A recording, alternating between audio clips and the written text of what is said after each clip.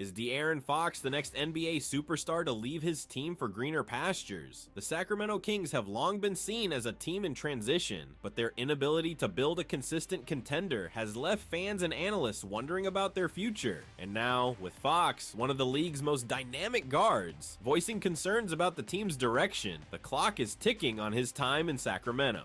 But how did we get here? What decisions, both on and off the court, led to this moment? And what does it mean for the future of both Fox and the Kings? Let's dive into the untold details of Fox's offseason gamble, the Kings' struggles, and what's next for both the player and the franchise. Stick around, because this is more than just about one player. It's about a team's decades-long battle to stay relevant. This past offseason, one of the biggest subplots revolved around De'Aaron Fox's decision to not sign a contract extension with the Sacramento Kings. At first glance, many assumed Fox was betting on himself, aiming to qualify for a supermax contract by securing an all-NBA team selection this season. While the potential for a larger payday was a factor, this gamble came with enormous risks, not just for Fox, but also for the Kings. For Fox, it meant putting his future earnings on the line in a league where injuries and team performance can drastically shift narratives. For the Kings, it opened the door for Fox to force a trade if the team's performance didn't align with his expectations. This wasn't just a financial decision, it was a calculated move to leverage his value and ensure he's not stuck on a team going nowhere. And as we'll see, that risk may already be materializing. The stakes for Sacramento couldn't have been higher. Losing Fox without a clear plan would be catastrophic for a franchise that has already struggled to keep star players. Remember when Chris Webber left, or when DeMarcus Cousins was traded? The Kings have often been forced into reactive decisions that haunt them for years, and this situation could add to that legacy. Fox provided a rare glimpse into his thought process during a candid interview on the Draymond Green podcast. When asked why he passed on the extension, Fox emphasized his desire to play for a team that was actively improving and competing at a high level. For me, man, it has all to do with just the team, the organization. Where are we going? I want to make sure that we're in a position to try to win in the future, because that's ultimately what I want to do. Like, I know I make enough money. Are we looking like we're continuing to get better year after year? And are we going to be able to compete at a high level? And that's all mine is. Like, if we can show that this year, like, you sign the extension now.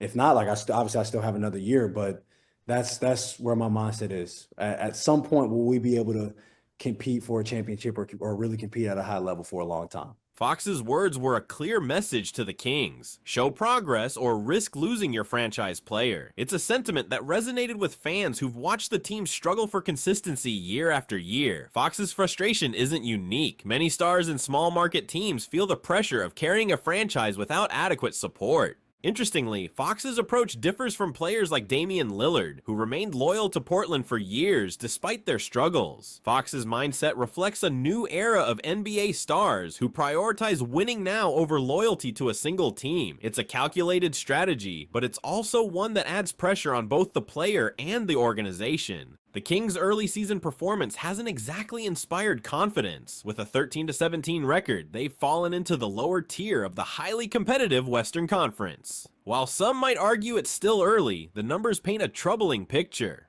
On the surface, the Kings boast a top 10 offensive rating, but a closer look reveals their success has been padded by victories against struggling teams. Wins over the Trailblazers, Jazz, and a depleted Suns squad failed to demonstrate the kind of resilience needed to compete in the West. When matched against stronger opponents, the Kings have consistently come up short, exposing glaring weaknesses on both ends of the floor. It's not just about the record, though. The team's inability to close out games against playoff-caliber opponents has been a recurring issue. Their defense, particularly in clutch moments, has been porous, allowing teams to exploit mismatches and score with ease. And while their offense can put up points, it's often one-dimensional, relying heavily on individual brilliance from Fox and Domantas Sabonis. A major issue has been the underperformance of Keegan Murray, who showed promise in his rookie season, has also faltered, delivering inconsistent performances and shooting just 30% from beyond the arc during the same stretch. The addition of DeMar DeRozan, intended to bring veteran stability, has further complicated matters. While DeRozan remains a capable scorer, his style of play, heavy on mid-range shots and isolation, has disrupted the team's offensive flow. His shooting splits of 43% from the field and a dismal 22% from three-point range have left the Kings searching for answers.